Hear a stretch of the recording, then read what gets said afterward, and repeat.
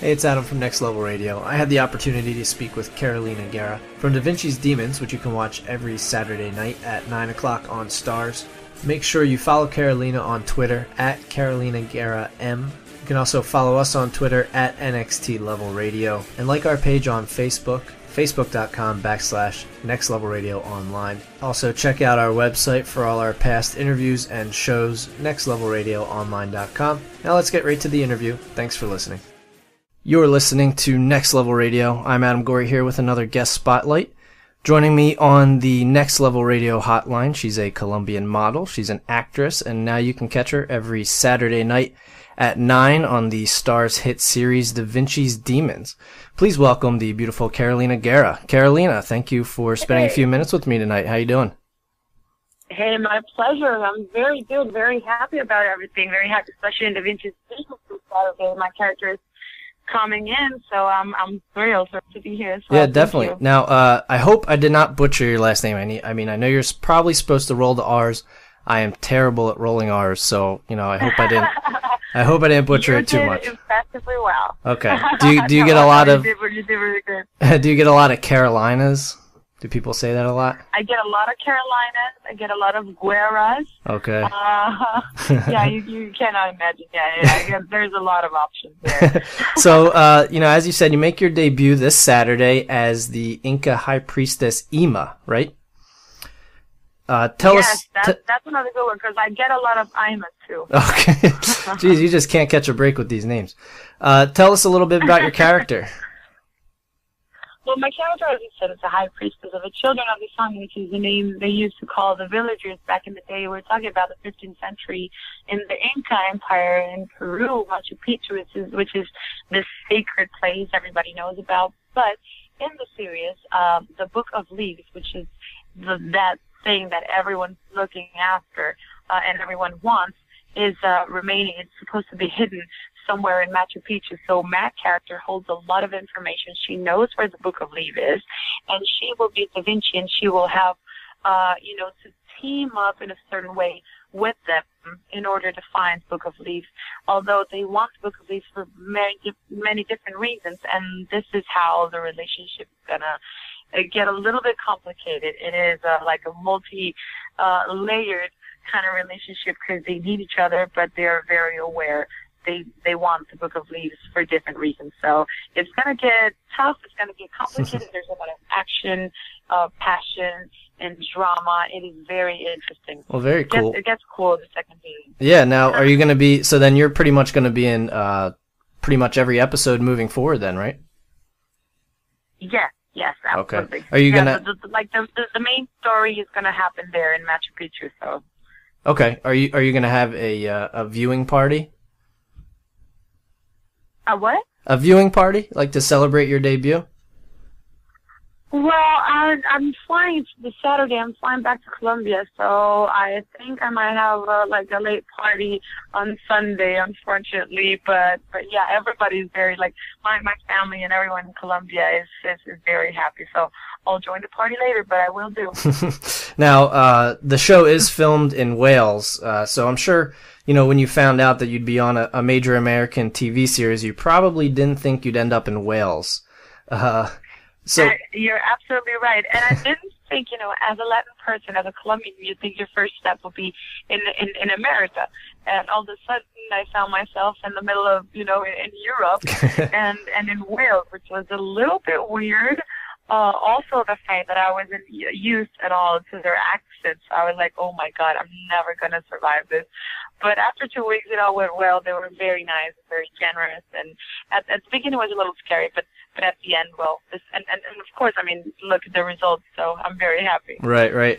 Now, how much more production do you guys have to go? Well, we already finished this whole second season. Oh, okay, wow. We end up shooting on December. Yeah. So yeah, we're resting right now, enjoying, the series at home. But we will start working again very soon for this season. Oh, cool. Now, you said you're flying back to Colombia. Are you going to stay there during the whole off season, or are you going to travel a little bit? No, I'm just going to Colombia for a week because I have to shoot a thing there. I'm finishing a movie right now. So I'll finish, the last couple of scenes right there for 2 weeks, and then I'll be back in LA. I just moved in. Oh, cool. Now, how much in the show? I'm staying here in the States. Your character is from Inca. Now, how much Quechua did you have to learn for the show? Oh, a lot. So before the second I flew, the same day I flew in Wales, in London, and then I got to Wales. I started my Quechua lessons with a Quechuan expert. She was my main support in all this process. Her name is Emma Felber, and she's from Ireland, and she's an anthropologist, and she helped me through a lot of the cultural things I had to, to practice and to learn in order to play Ima. And yes, there were a lot of scenes where it's just all Quechua. It's her mother, it's her mother language. Inca used to speak only Quechua. There still are a lot of communities that speak Quechua today, and that's how we got to, to have like enough tools in order to play Ima. But yes, it was hard, of course, at the beginning. But she was every single day with me. She was on set, making sure my pronunciation was perfect. And after a while, it was just rolling. It was amazing, but it was very interesting. And that's the most beautiful thing about these type of characters. You get to learn so many unexpected things. You'd never think you have to speak Quechua in your life. So yeah, this is amazing about this character. That's one of the many things I learned with Ima. I learned so much about culture from my own roots, from Latin roots. I learned so much about Leonardo da Vinci. I learned so much about history. It was amazing. I had to also practice a lot of my corporal movements because they were totally different. The reverences from the ritual. There was a lot of very, very cool things in order to work on Da Vinci's Demon. Right, now, there's no subtitles, right? When they're speaking Quechua on the show, there's no subtitles to tell people what they're actually saying, right? Well, there are going to be some subtitles, but whenever they don't, it's just because something really bad's going to happen. I was going to say, I might have to learn it just to know what's going on. So with Spanish being your main language, your primary language, what was harder to learn, English or Quechua? Well, no, of course Quechua was a lot harder to learn because, English, even if you don't speak English is something you've heard, once or twice or a lot in your life. So you're at least a little bit familiar with it. And I speak English, but it was hard. It was a lot of challenges with Ima because not only English, Spanish is my first language, and I had to work every day. Like 90% of my job was in English, but I couldn't speak English the way I speak English because it made no sense for a high priestess, right? In the 1400s to speak American English. So I had to fake a little accent, to speak slower, to mark the consonants, and then learn a third language, which was Quechua. Right. So basically, you can speak two forms of English. Kind of a challenge, but it was exciting. That's the thing about acting, right? Right. Yeah. For sure. Now, the character obviously has various tribal tattoos, and I think I saw in a couple scenes a few like feathers pierced in your back there. Yes. Obviously, I'm assuming the piercings with the feathers are not real. Do you have any like tattoos or anything that they had to cover up with the outfit there? That's a good question. It's the first time I have this question. Well, I was lucky. Or they were lucky, or we were all lucky. I only have one tattoo in my right foot, but unfortunately, it's Sanskrit, so we did have to cover that one. But Raul Trujillo, who plays Papa Inca, is if I'm the high priestess, he's like kind of like the Inca king, right? And he's all covered with tattoos all over his body, so he had to have like a 2-hour session for makeup just to cover every single tattoo he has in his body. So I just had to cover that one. But the back piece you were just mentioning with the feathers and everything, it was a prosthetic, and every single day I had to have like a 4-hour makeup call to glue that in my back. So yeah, they did an amazing job. I was very lucky. I was just surrounded by the best team ever. What's the hardest part about wearing the different outfits for the role? Oh, the temperature. Temperature? No doubt, the temperature. Yeah, sometimes we had to shoot outdoors, and as you can see, and as you will see this Saturday, I'm wearing. I couldn't be covered, it Right. makes no sense. So it was sometimes I had to be shooting 3 a.m., 4 a.m. in the morning, just wearing like an Inca bikini, as we call it, or a coconut, the golden coconuts, as we call it too. 5 a.m. in the morning, Wales. It was winter, so it was insane, like nearly hypothermic state, but I mean, it was worth it. Do you think your background in modeling has helped you at all with that? Definitely. You build a lot of patience when you model, and but also when you act. You have to spend hours waiting for everything to get done. But yeah, I mean, everything. I feel like I value every single thing I've done professionally, because I mean, even if it doesn't have to do like modeling, I started modeling, but I never saw it as a career. I was so young at that age. My Right. mom was a fashion designer, so I grew in that, in that world. But I mean, when I graduated from school, I knew I wanted to be an actress and I wanted to be a singer. I didn't want to be a model, but I mean, it was fun, and I'm sure that really helped to build, me as a professional, and to understand what this world, has, and what you have to fight for, and everything. It did help. Everything I've done, it has, added to where I am now and to where I'm, going to be in the future. So how did you end up getting into acting originally? I mean, in Colombia, first as a model, and then again from Colombian acting into now American acting. Well, I'm sorry. I've always, as I said, I've always wanted to be, I mean, not an actress, but I was very involved in that. I always did theater at school, and then when I graduated, I continued doing theater. Just because I really liked it, but I thought I was going to be a singer because music was before everything else I've ever done. And because I sang, this director, a friend of mine, he wanted me to audition for this part, where the lead actress was a singer. And that's how I got into Colombian TV, because I auditioned for that. I got the part, and that's how I got into Colombian TV. And then I did this movie in Mexico, and then after that, we did an American movie in Colombia where I met Sophia Miles, and she's an English actress, and she talked to Priscilla John, who's the casting director for DaVinci's Demons, and she just ran into her at a party. And Priscilla told her she was having such a hard time finding an actress for this role. And Sophia was like, okay, you stop looking. Here she is. She's my friend from Colombia. She's perfect for that role. You have to see her, send her the material. She's going to audition, and I'm sure she's going to do well.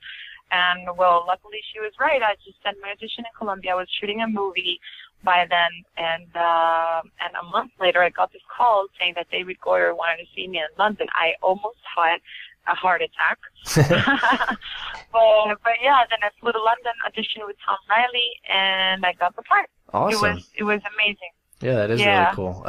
So though you might not yet be quite as well known here in the U.S., I mean, this being pretty much one of the first major American TV series, at least, you are, however, very, very well known in Colombia.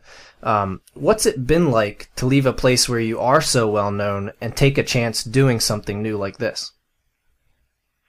Well, I think that's a really good question. I think it takes, it's not easy, but it is also not easy to not do what you want. Mm-hmm. I think that second part is harder than to take a risk. And I just think, I'm young.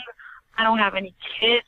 I don't have any, attached, serious attachments to anywhere. So I'm just, doing what my God tells me and what makes me happy. And I really, really want to go around the world, and I want to travel, and I want to work, and I want to, whenever you're out of your comfort zone, that's where the magic happens. Oh, and that's definitely. what's been happening for me. And, yeah. So I think, whenever you're brave, life is very nice to you.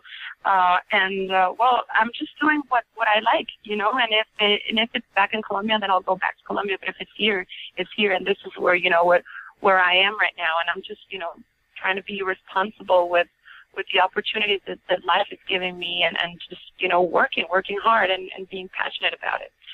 All right. Now, I mean, as you said, you're very young and you've already accomplished, you know, a ton. I mean, you were Miss Bogota. You've been in numerous films and other projects. You hosted Colombia's Top Model. You also did I believe the Latin American version of Grey's Anatomy. And I hope I don't butcher this either. I believe it's A Corazón Abierto. Is that pretty close? Yeah, very good. All right. It took a couple of years of Spanish in high school and college. Spanish. So out of everything that you have accomplished before DaVinci's Demons, what was your favorite or which one, you know, do you look back most fondly on? Well, I really liked A Corazón Abierto, I say, because, and that's the Colombian version for Grey's Anatomy, because it was a very, you know, I've been always very careful with what I choose, like with my decisions as an actress. I mean, role-wise, I always try to do something like, you know, very, very different, extremely different from what I did before. And this was a nice opportunity to do that because there was, you know, I think I played a nun something before that, and it was very cool to make that. It was quite a spin, you know. Right. After playing a doctor, and it was like so serious, and I had to, you know, to look so much older than I am. So it was quite a challenge, you know, all the makeup, but I had to work in my voice, and I got to learn a lot of things about medicine. So that was amazing. It was amazing. So I'd say that was one of my favorite roles before DaVinci's Demons. And of course, having the opportunity to make a terror film, my first, you know, film in English was amazing. That was very cool, and it was a very nice experience to work with people from all around the world. I worked with Peter Facinelli on that one, and with Sophia Miles. So we had like a multicultural cast, which was very cool. And I got to be like the host because it was entirely shot in Colombia. So I really enjoyed that one too. Oh, cool. Well, I know we're running out of time. We just like to end each interview with something we call rapid fire. Basically, it's just a few quick questions to get to know, you know, a little more about you. You don't have to, you know, answer into too much detail. They're very basic. So the first one is, what is your favorite animal? Dolphin.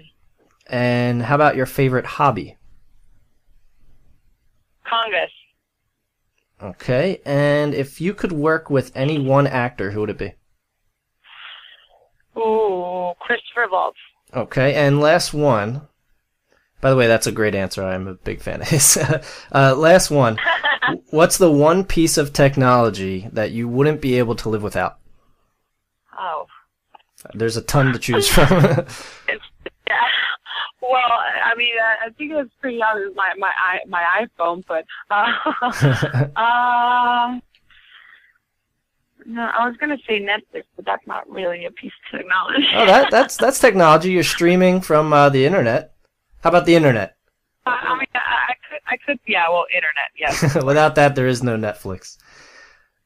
Yeah, exactly. All right. Well, like I said, you can check out Carolina on DaVinci's Demons every Saturday at 9 p.m. on Starz. To learn more about the show, you can head over to Starz.com. And make sure you follow Carolina on Twitter. It's at Carolina Guerra M, as in Mike. And Carolina, thank you for spending a few minutes with me. Thank you so much. I really, really enjoyed it. Oh, yeah, for sure. Love to everyone. Well, that wraps it up for tonight's guest spotlight here on Next Level Radio. Make sure you head over to our website for more interviews and shows, nextlevelradioonline.com. And like us on Facebook, facebook.com/nextlevelradioonline. Follow us on Twitter as well, at NXT Level Radio. Thanks again for listening.